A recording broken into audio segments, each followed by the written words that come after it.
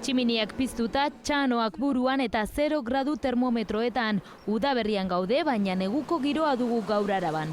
Nadela, elurra udaberrian behin baino gehiagotan ikusi dute bizilagunek. Aquí en Ávila ha habido nevadas buenas muchas veces, y en mayo también alguna vez. Elurra gustoko dugu, beti goaz mendira. Batzuk gustura daude eguraldi honekin, baina beste batzuk eguzkiak noiz berotuko duen zain. Eguzkia ikusteko gogoekin gaude, ez? Bastante cansados ya hasta las narices del tiempo. Neguko plan aktibatuta dago atzotik Araban, baina orain arte eguna lasai doa errepidea kontrolatzeko gunean. 32 pertsone lan egiten ari dira eta 12 makina.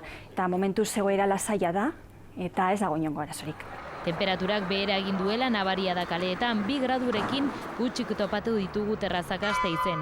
Bizkaian 5. ikusi dugu aurten elurra Urkiolan eta hor bai, hor zuritu du.